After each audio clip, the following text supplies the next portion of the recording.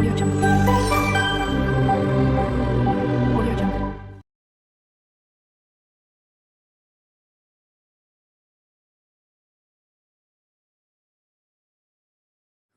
আসসালামু আলাইকুম, সবাই কেমন আছেন? আশা করি সকলে খুব ভালো আছেন।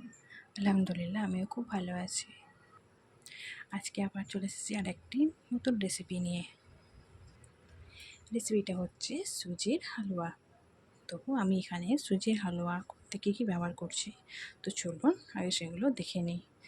দেখুন, এখানে আমি নিয়ে নিয়েছি সুজি, কাজু বাদাম, কেসর, তেজপাতা, গোটা এলাচ, কিশমিশ, এখানে নিয়েছি ঘি, কনডেন্স মিল্ক, আর এখানে নিয়েছি একটু লিকুইড মিল্ক। তো চলুন হালুয়াটা রেডি করা যাক। এখানে আমি চুলোতে কড়াইটা গরম করতে দিয়ে নিয়েছি। এর মধ্যে দিয়ে নেবো ঘিটা দিয়ে নিচ্ছি। ঘিটা গরম হয়ে গেছে, তো এর মধ্যে আমি এবারে কাজু আর কিশমিশগুলো একটু হালকাভাবে ভেজে নেব।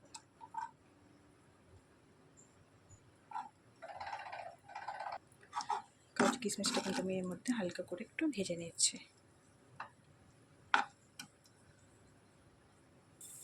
এখানে এগুলো ভাজা হয়ে এসেছে, তো এগুলো চলে একটা তুলে নিই।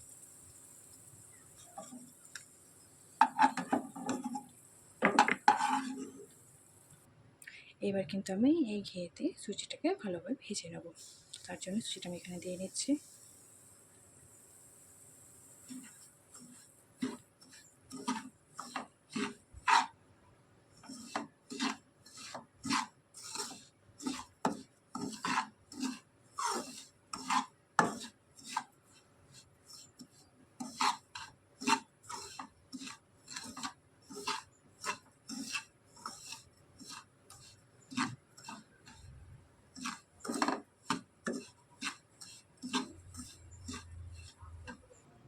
সুজিটা ভাজার সময় কিন্তু গ্যাসের ফ্লেমটা মিডিয়াম রেখে কন্টিনিউলি এরকমভাবে নাড়তে থাকতে হবে, নাহলে কিন্তু সুজিটা তলায় পুড়ে যেতে পারে।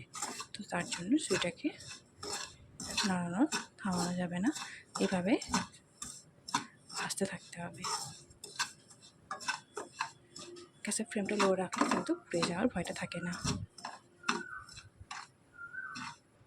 তো দেখুন, সুজিটা কিন্তু ভাজা হয়ে এসেছে। চলুন সুজিটাকে আমি একটা আলাদা পাত্রে ঢেলে রাখি। তো দেখুন, এখানে কিন্তু আমি সুজিটাকে একটা পাত্রের মধ্যে ঢেলে নিয়েছি। তো চলুন এবারে সুজির জন্য দুধটা তৈরি করা যাক। চুলাতে আমি কড়াইটা গরম করে নিয়েছি। তো চলুন এবার লিকুইড যে মিল্কটা নিয়েছিলাম ওটা দিয়ে নিই। এর মধ্যে লিকুইড মিল্কটা এর মধ্যে দিয়ে নিয়েছি। এবার দিয়ে নিয়েছি গোটা এলাচ আর তেজপাতা। এবার আমি এর মধ্যে অ্যাড করে নিচ্ছি 1 চামচ পাউডার মিল্ক। দিয়ে নিচ্ছি একটু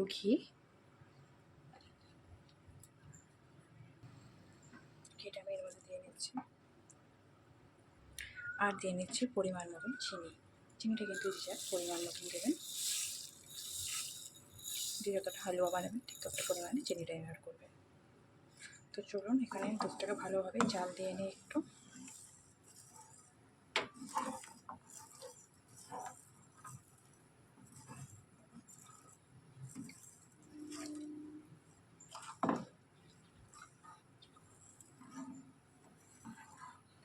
দুধটা কিন্তু ভালোভাবেই জাল হয়ে এসেছে। তো এর মধ্যে আমি অ্যাড করে নিচ্ছি ভেজে রাখা সুজিটা দেওয়ার পর আপনি কিন্তু কন্টিনিউভাবে নাড়তে রাখতে হবে, যাতে কোনো রকম দলা না বেঁধে যায়।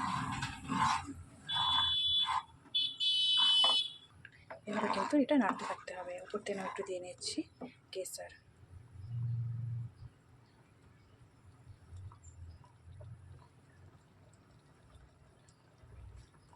কেসরটা দেওয়ার কারণে হালুয়ার কালারটা কিন্তু দারুণ লাগে, তাই জন্য আমি এটা ব্যবহার করলাম।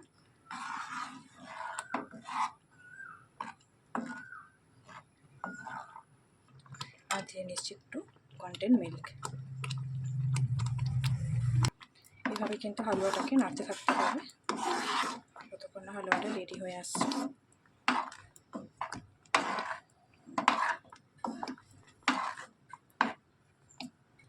এবার ভেজে রাখা যে কাজু কিশমিশগুলো ছিল আমি উপর থেকে এটা দিয়ে নিচ্ছি। ভালোভাবে আমি মিক্সড করে নেব।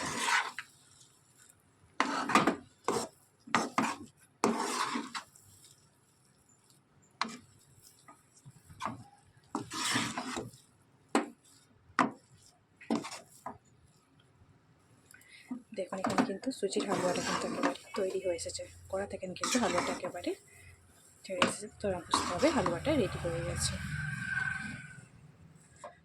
চামচের সাথে কিন্তু আর লেগে যাচ্ছে না হালুয়াটা।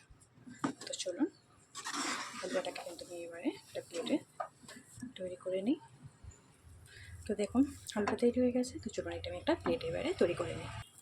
আর হালুয়াটা হয়ে এসছে কীভাবে বুঝবেন? তো দেখতেই পাচ্ছেন আমার কিন্তু কড়াইয়ের সাথে হালুয়াটা একটুও লেগে নেই। যখন হালুয়াটা এইরকম পর্যায়ে চলে আসবে তো বুঝে যাবেন হালুয়াটা আপনার একেবারে রেডি হয়ে গেছে। দেখুন কড়াইয়ের সাথে কিন্তু একটুও লেগে যাচ্ছে না।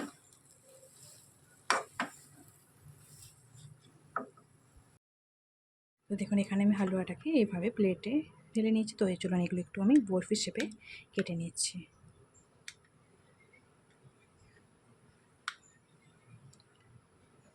আপনারা যে যার শেপ অনুযায়ী কেটে নিতে পারেন হালুয়ার, যেটাও যেরকম পছন্দ করেন।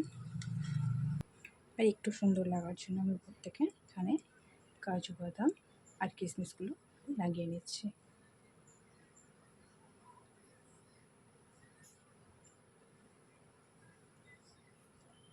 অল্টারনেট করে আমি এগুলো লাগাচ্ছি, কোনোটায় কাজু কোনোটায় কিশমিশ।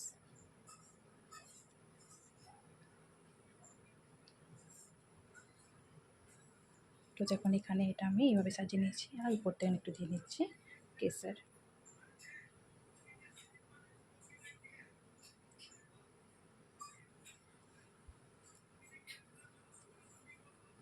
তাহলে চলুন আপনাদেরকে হালুয়ার পিসগুলো তুলে একটু দেখাই কতটা সুন্দর হয়েছে।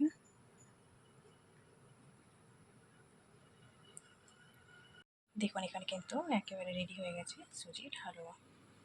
তো আপনাদেরকে আমার এই সুজির হালুয়া রেসিপিটা কেমন লাগলো তো প্লিজ কমেন্ট করে জানাতে ভুলবেন না।